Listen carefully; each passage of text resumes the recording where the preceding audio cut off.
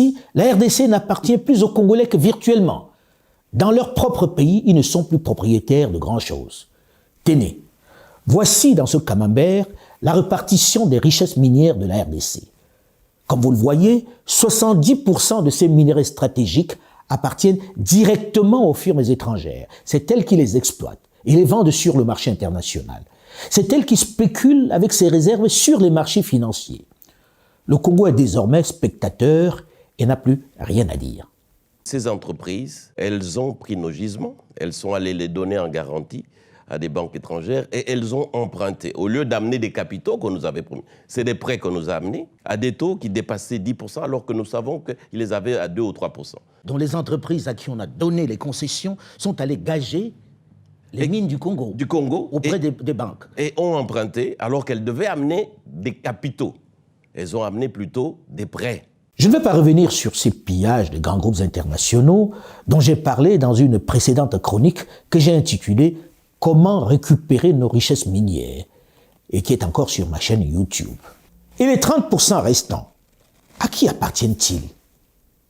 Ceux qui théoriquement ont échappé à l'appétit vorace de ces firmes, ce que l'on appelle l'industrie artisanale, qui en bénéficie? Selon le code minier congolais, seuls les Congolais peuvent en bénéficier. Il leur est exclusivement réservé.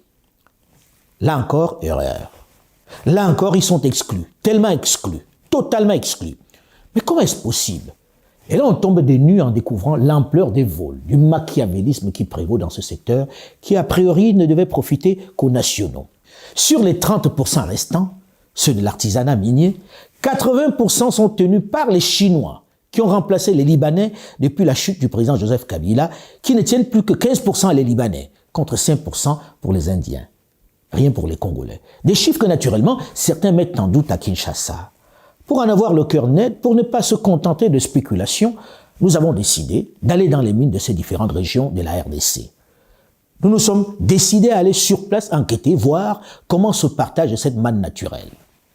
Après l'extraordinaire périple dans les hautes montagnes du Nord Kivu, dans les mines de Rubaya, dans la belle et luxuriante région du Massissi, nous avons tenté ensuite de nous rendre dans les mines de Walikale, toujours dans le Nord Kivu. Figurez-vous que malgré la présence dans notre avion des autorités locales, notamment des députés nationaux, du président du conseil d'administration de la puissante GECAMINE, des administrateurs de l'AFEC, la Fédération des entreprises du Congo, malgré l'autorisation donnée par la présidence de la République, tenez-vous bien, la société américaine Alphamine, propriétaire de Bézi, à Walikale, producteur d'étain et de cassitérite, nous a clairement dit qu'il n'acceptait pas que nous venions chez lui. Pas question de venir fouiller dans ses affaires.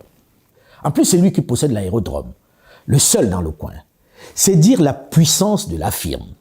Il est sur son territoire et pour atterrir sur place, même l'autorisation de la présidence de la République ne suffit pas. Allez donc déterminer les quantités d'or et de coltan qu'il y produit.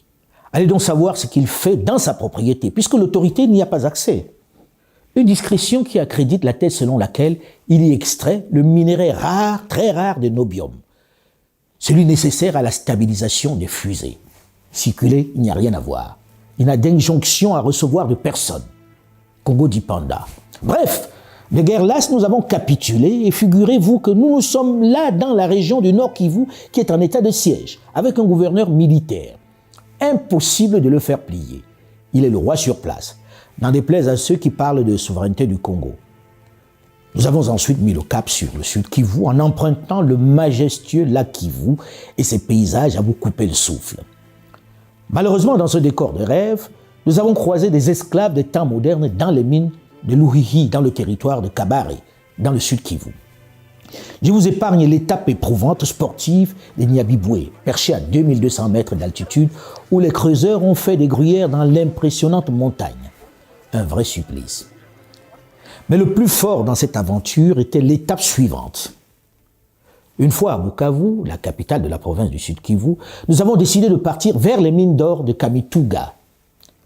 En raison de l'insécurité sur les routes, nous avons choisi l'option d'un petit avion. On se retrouve à l'aéroport de Bukavu. Là, nous sommes à l'aéroport de Bukavu. Pour aller sur une mine du Congo, il faut l'autorisation des Chinois.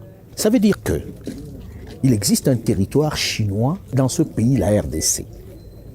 Un territoire chinois tout simplement parce que personne ne sait ce qu'on produit dans ces mines-là, personne ne sait les quantités de minerais que l'on sort dans ces mines-là. Personne ne sait ce qui se passe dans ces camps-là, dans ces mines-là. Ils déclarent ce qu'ils veulent, mais c'est classé en mine artisanale. Dans les statistiques des mines que l'on présente, personne ne peut dire ce qui sort des mines chinoises. Les compagnies occidentales qui ont acheté ici il y a quelques années, qui ont signé ici il y a quelques décennies, les ont toutes vendues à celui qui avait du liquide, les Chinois.